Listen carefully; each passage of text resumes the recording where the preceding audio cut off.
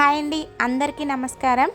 ఇప్పుడు మనం చూడబోయే వీడియో వచ్చేసి గోవాలో వచ్చేసి పాండవ గుహలు.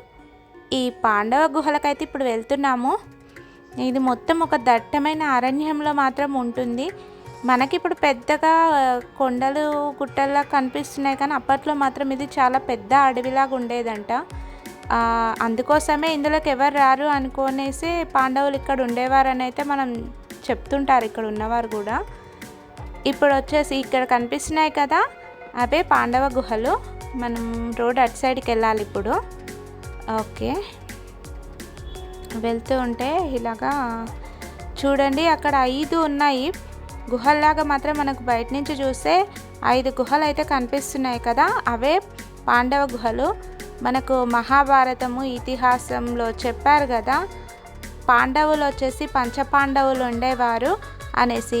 ఆ పంచపాండవులే ఇక్కడ అప్పట్లో వనవాసం టైంలో ఇక్కడ వచ్చేసి నివసించేవారంట.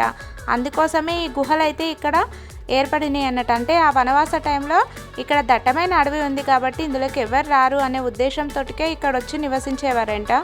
ముందుకు వెళ్తుంటే ఇక్కడ ఒకటి హిస్టరీ, ఇక్కడ గుహల యొక్క హిస్టరీ మాత్రం మనకి ఇక్కడ రాసి పెట్టారు. ఆర్వెలం కేవ్స్, పాండవ గుహల పేరే ఆర్వెలం కేవ్స్. దీన్ని టోటల్ హిస్టరీ ఇక్కడ రాశారు.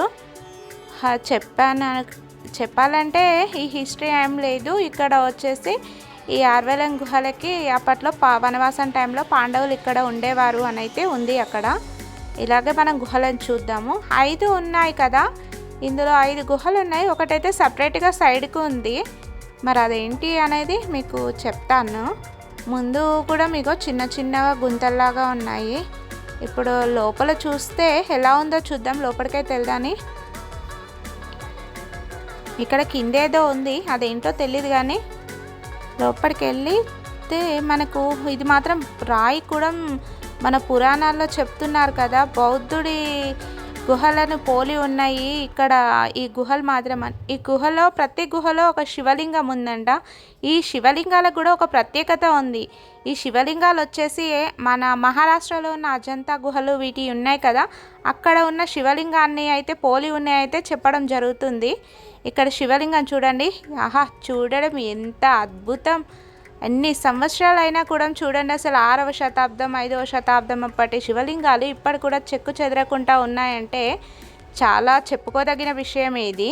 ఇక్కడ కూడా ఇలాగే ముందుకెళ్తుంటే దీని పక్కన కూడా ఇంకా గుహలు ఉన్నాయి, చూద్దాం పదండి. ఇక్కడ ఒక్కొక్క దానికి పక్క గుహను చూడడానికి చిన్న హోల్స్ లాగా ఉన్నాయి. ఇందులో నుంచి చూస్తే మనకు పక్కనున్న గుహలు కూడా కనిపిస్తున్నాయి. ఆ పక్కన దానికి వెళ్దాని. మళ్ళీ ఈ గుహను ముందు నుంచే మనకు రోడ్ అయితే ఉంది. ఇందులో ఇంకొక పక్కన ఉన్న గుహలకు చూద్దాని.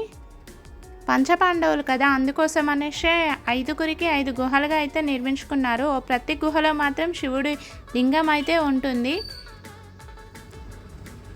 ఇక్కడే వీళ్ళు మరి ఇక్కడ ఉండి వనవాసం టైంలోనే ఇక్కడ ఉన్నారు అని అయితే చెప్పడం అయితే జరుగుతుంది. ఇక్కడ తినడానికి చేయడానికి అన్నీ తీసుకొచ్చుకొని ఇక్కడే తినేవారు, అన్నీ నివసించేవారు అని అయితే చెప్పడం అయితే జరుగుతుంది. చూడండి ఎంతో చక్కగా ఉన్నాయి. ఇలా 5 గుహలు ఉండడం వల్లనే దీనికి పంచపాండవులు గుహలు అంటారు. అంటే పాండవ కేవ్స్, ఆర్వెలం కేవ్స్ అని అనడం అయితే జరుగుతుంది ఇక్కడ. ఇంకా ఇక గుహల ముందు చూస్తే మనకి ఇందులో వాటర్ ఉన్నాయి. మరి వాళ్ళు దేనికి యూజ్ చేసేవారో తెలియదు, కానీ ఇక్కడ మాత్రం ముందుంది. ఇక్కడ సపరేట్గా మీకు ఒకటి కనిపిస్తుంది కదా, ఇది వచ్చేసి ఈ పంచపాండవులు నివసించే ఆ గుహ పక్కన ఉంది. ఈ గుహను మాత్రం వీళ్ళు ధాన్యాగారానికి ఉపయోగించేవారంట. ధాన్యాగారం కానీ ఏవైనా అవసరాలకి యూజ్ చేసే వాటిని వాటర్ స్టోర్ చేసుకోవడానికి అన్నింటికీ ఈ గుహను మాత్రం ఉపయోగించేవారు. చాలా చిన్నదిగా ఉంది కాకపోతే చూడ్డానికి. ఇందులో ఇంకా సైడ్కి అలాగా ఏంటో హోల్స్ లాగా చిన్న చిన్నగా సైడ్స్కి ఉన్నాయి. అంటే అందులో పోసి పెట్టుకునేవారేమో, మేబీ తెలీదు. ఇలాగే ముందుకెళ్దాని. ఇది ధాన్యాగారం వాళ్ళు దాపెట్టుకునే గుహ అని అయితే చెప్తున్నారు.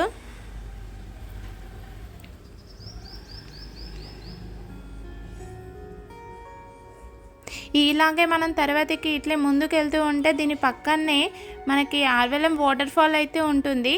ఈ వాటర్ ఫాల్ చాలా అతి దగ్గరలో ఉంటుంది. ఇక్కడ గోవాకు వచ్చిన ఎందుకు అంటే దీన్ని ఎక్కువగా చూస్తారు అని అంటే వాటర్ ఫాల్ ఒకటి దగ్గరలో ఉంటుంది, ఇంకా మనకి శివుడి గుడి కూడా చాలా దగ్గరలో ఉంటుంది. అందుకోసమనే ఇక్కడికి వచ్చిన వాళ్ళు తప్పకుండా ఈ కార్వెలం కేవ్స్ని అయితే చూడాలి. ఈ వీడియో చూసిన ప్రతి ఒక్కరికి థ్యాంక్ యూ.